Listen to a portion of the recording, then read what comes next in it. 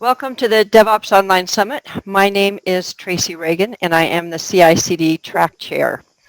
And today we have another awesome speaker, Siddharth Pareek, and he is going to be covering a very, very relevant topic today around microservices and kind of our shift that we're seeing in moving from imperative to declarative pipelines.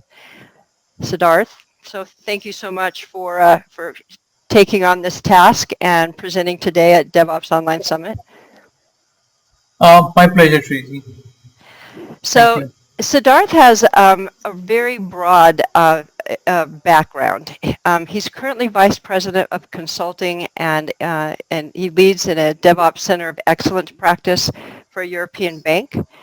He's a digital evangelist known for DevOps and cloud transformation, primarily for the banking and finance industries. And as we all know, these industries have high level of audit requirements and traceability. So the pipeline is critical in these industries. He's an enterprise agile and lean coach and has focused on improving functional and financial results through the adoption of the cultural mindset change. He is also on the board of expert panels for the Cloud Credential Council and the world's first individual to be certified across the complete portfolio for the CCC. He has co-authored a white paper on global digital skills and writes on multiple topics, but in particular about DevOps, Agile, Lean, and ITSM. He's a regular industry speaker at global and regional events and conferences, and he's also a global ambassador for the DevOps Institute, where I actually met Siddharth. And he is also our community manager for the Ortelius open source project. So this person, Siddharth, I don't know how you create all the time, and I know he has a family life as well. So thank you so much for being here today. So since we have limited time, I'm just going to jump right into it. Powering microservices with CICD declarative pipelines. Tell us a little bit about what motivated you to select that particular topic. The first thing that came to my mind was I need to contribute in the microservices space also. And why? Because I think we may come up and discuss later on, but microservices has great potential to grow across the globe. And given the trend that we have, I think it is the next best thing to look forward to. Second thing is CICD tracks, and CICD is something which, as soon as someone talks about DevOps, they resonate with. You talk about DevOps and they say, okay, CICD please. So I wanted to link this key component of DevOps with the key component of the next best thing to happen in the digital space, which is the microservices. I think that, being the track leader, I got to select these topics, and I selected three that are around microservice concepts, because we know that microservices is really kind of morphing the way we do CICD, and microservices have the potential of, as you said, being great and really providing the business agility that companies are trying to strive towards. But if we stick with these monolithic concepts, we struggle. So when we talk about microservices and the pipeline, can you kind of correlate between this event, kind of an event-driven or a declarative microservice architecture, and correlate that around the CD pipeline? Okay. When we talk about these event-driven stuff at the moment, many people have the notion that this is something new that has come across. But given the technology space, this has been since ages within the IT space. And if I give you an example, let's say in the database piece, the triggers that any SQL, any database folk had been set across, those were event-driven computings. Based on certain event, certain trigger will be initiated. As soon as a employee gets added, an automatic event would be triggered of creation of his employee ID. So the idea is very straightforward. Anytime you add or modify or delete a data, an event is triggered that performs a variety of tasks. So what's new is the widespread use of this type of events and triggers in applications that aren't RDMS based, which is the database based. So cloud, microservices, serverless programming paradigms, as well as your sophisticated development frameworks are expanding this applicability in your real-time problem solving. So when we move from monolithic application, which was broken down into a coarse-grained services, now we are inching towards a fine-grained services as architectures and technologies develop, which is the microservices. In a layman terms, if I need to explain this, let's say there is a choreography dance, which is the best way to imagine your event-driven microservices pattern. So in a choreographic dance, there is no coach or an orchestrator to tell them what to do next or how to respond for an event. So each dancer knows their position and what to do next. Similarly, each microservices understand its function and what to do in response to an application case. In addition, the main idea is that services perform their task asynchronously.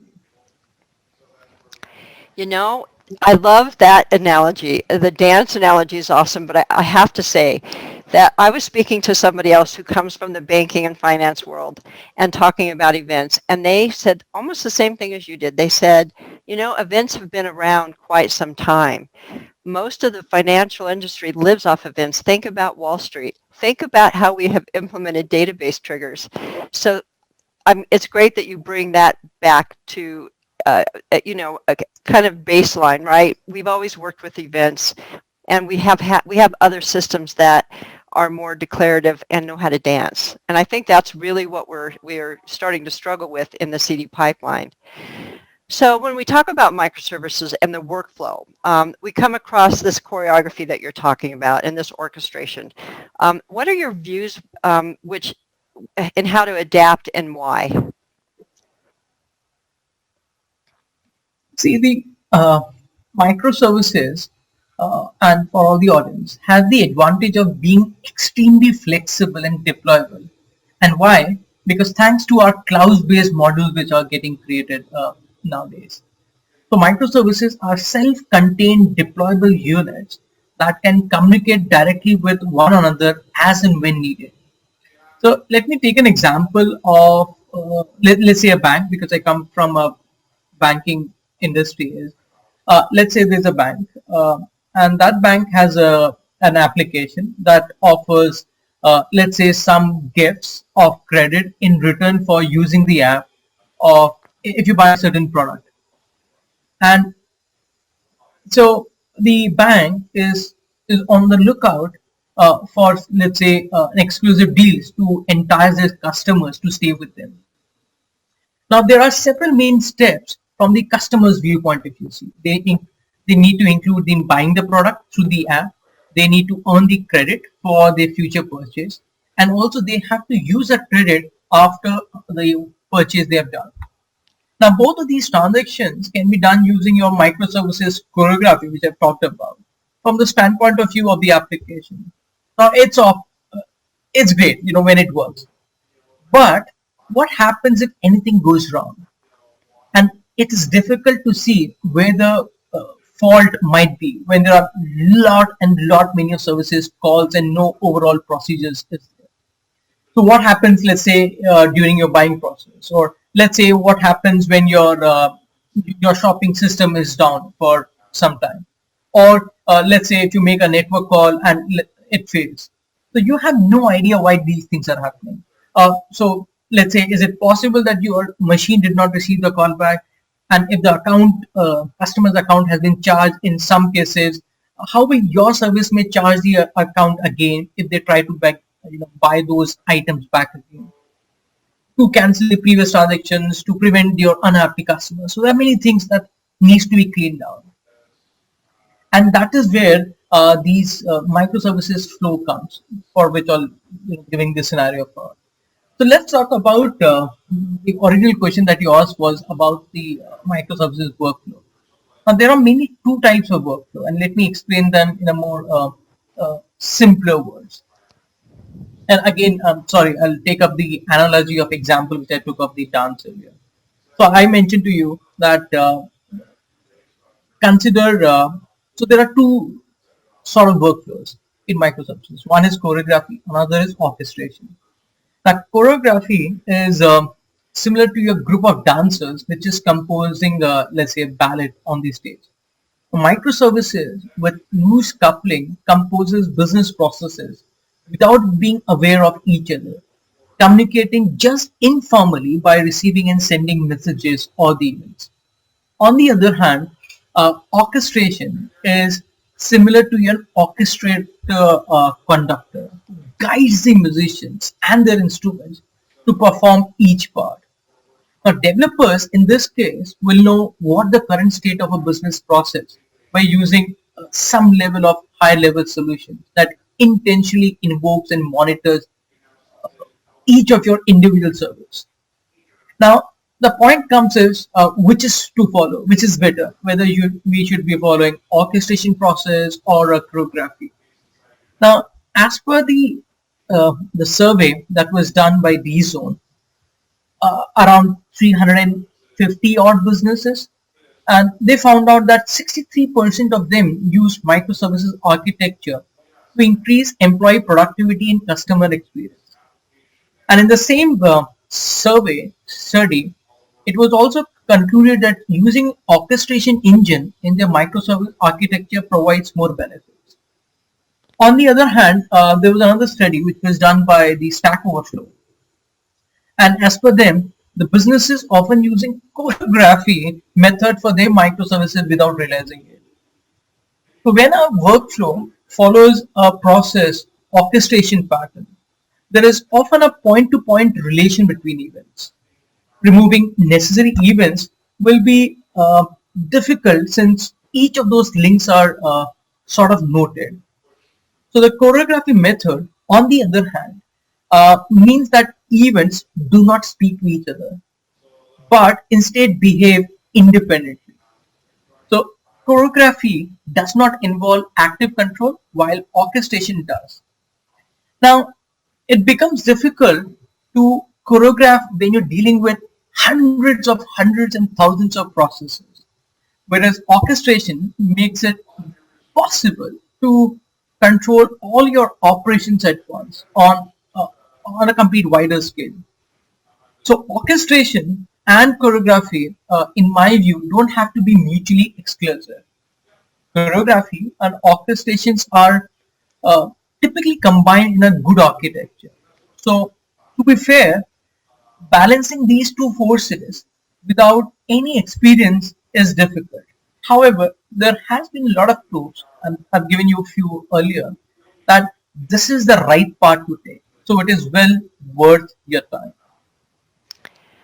I'm surprised on that number, 63% of people that was it D-Zone that did the survey Yes, that absolutely. they're starting to use microservices. Yes. So would you say then, for the most part, in your analogy of the dance, in terms of the CI/CD pipeline, and as you pointed out, microservices are these independently deployed objects that then are basically executing loosely coupled. We don't do a compile and link anymore. We just push it out there. When you talk about the CD pipeline and what we've done, I would say that most CD pipelines that have been implemented today are heavily choreographed, right? We know precisely Right. what steps that they're going to go through. Now, in a microservices world, that may be onerous, right? It may be a little heavy for every microservice to go through the exact same, this very imperative process. So what do you see in terms of microservices and the CI/CD pipeline as they go through? Does every microservice have to go through the same exact steps? Or do our microservices, could we have a CI/CD pipeline that is more declarative that says this microservice doesn't need quite so much processing, it needs a security scan, but then we can get it out the door? Do you see that coming? Uh, in short, yes. So if I talk about more of the declarative ones and how the CICD is moving towards the declarative pipeline, Yeah.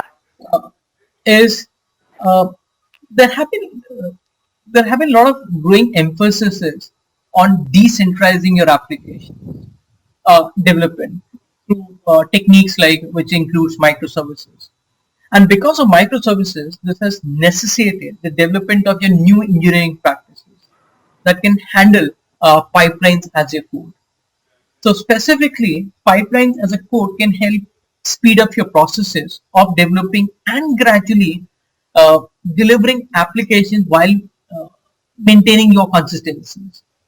And for the viewers, pipeline as a code technique is based on the idea that the configuration of your delivery pipeline, which includes your build, your test, and deployment applications, and also your software infrastructure, should be treated as code. So the CI/CD technologies and the deployment pipelines have become a commonplace in recent past.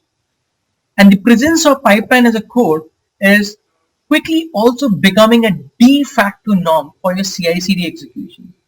And this is due to the fact that implementation pipelines are usually made up of several workflows. So any microservice architecture, including a number of implementation pipelines, are nearly identical. So when we talk about the evolution of your pipeline as a code, the first thing that comes up is your infrastructure as a code, which is all about having the infrastructure for your delivery, for your deployment, which is articulated more in the code sense. So much like the product that flow through, it has become one of the core DevOps concepts as well. And in this and the context to your question, uh, tools like Jenkins is a common workflow method that has been used to develop a variety of your continuous delivery, continuous deployment pipelines. And the most popular approach uh, till recently was to build a series of individual jobs for each of your pipeline operations. So each job was set up using your web form where you have your text box which need to fill in, your drop down list which needs to be selected, and so on and so forth. So the jobs were then connected into a pipeline with each one triggering the next one. And despite the widespread use, this methodology, which I've talked about, of creating and linking Jenkins workers to form a pipeline was difficult to master. And it didn't actually follow the infrastructure as a code criteria.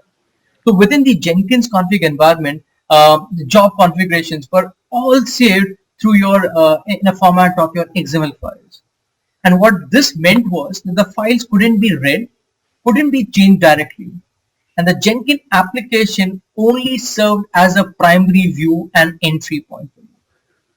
However, with the rise of DevOps has resulted in more tooling that can be more fully adopt the infrastructure as a code model. And that is where Jenkins 2 came in. So Jenkins gives you two options for writing your pipeline code, which many would be knowing it. One is a scripted, another is a declarative. So scripted often refers to as a traditional pipeline because it uses Groovy as a domain-specific languages, whereas declarative pipeline offers a more user-friendly syntax with basic statements for describing them without actually the need to learn the Groovy. So the only difference between these two pipelines is their approach. So declarative is used in one while the imperative programming is used in the others.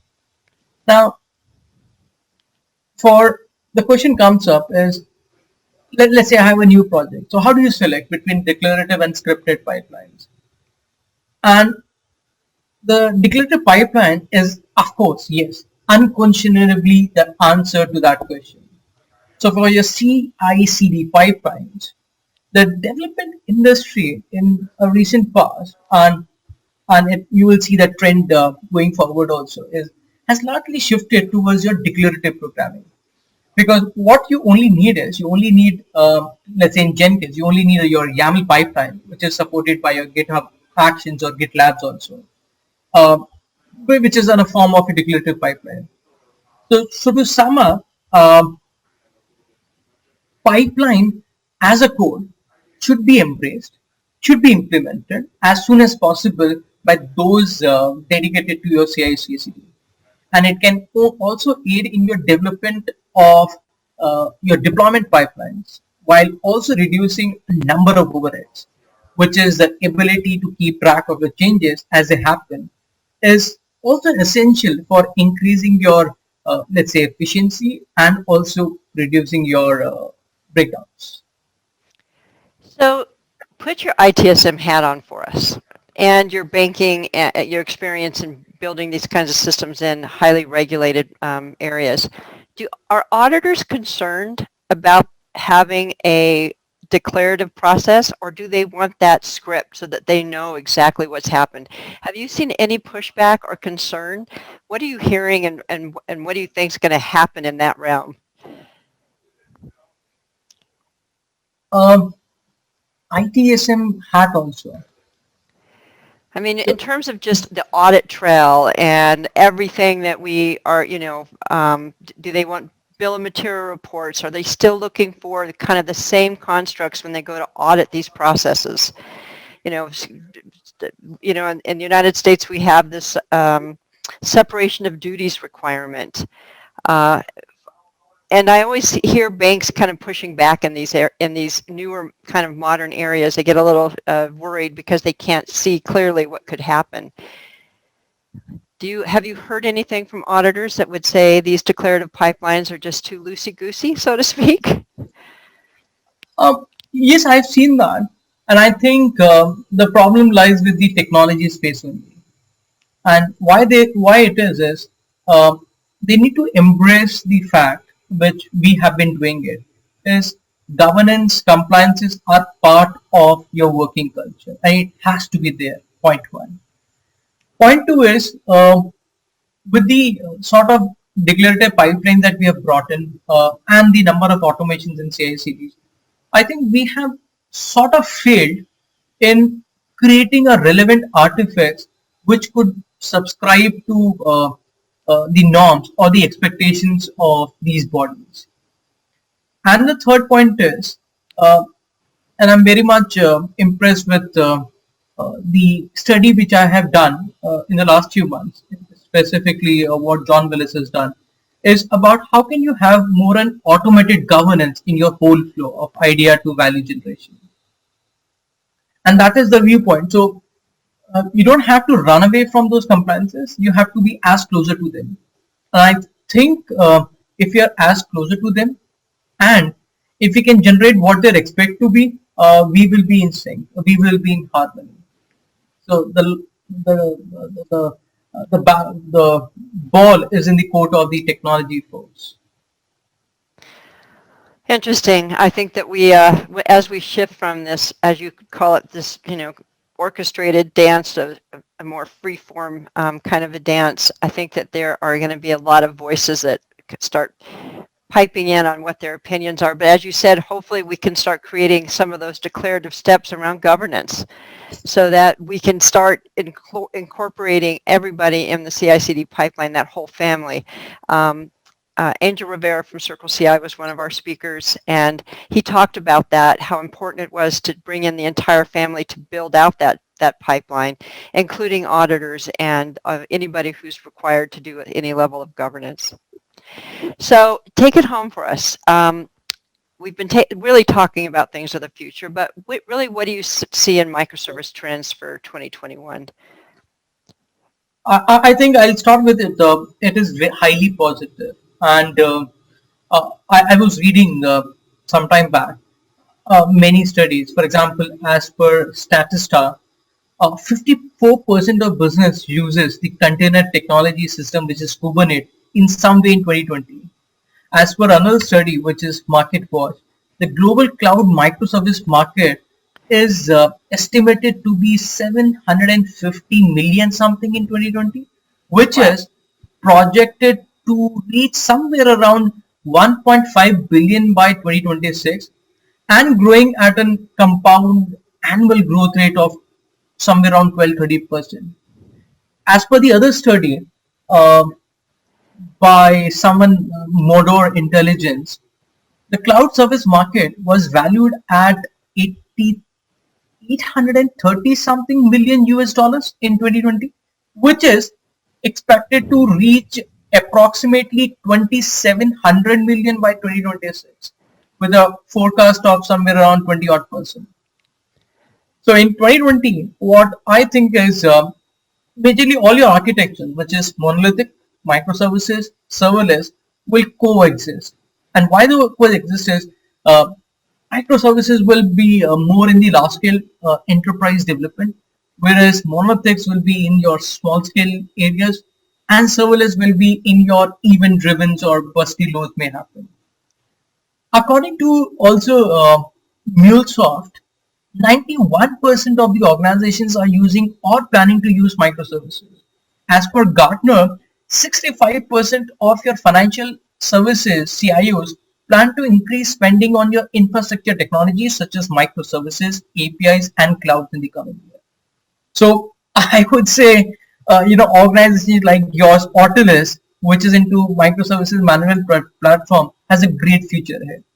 And in fact, big giants have already accomplished their market share by just opting for microservices architecture. So if I have to name a few of them, readers or the audience would be surprised that Netflix was one of the first microservice architectures or early adopters. Similarly, Uber, eBay, Amazon, and many more have joined this call.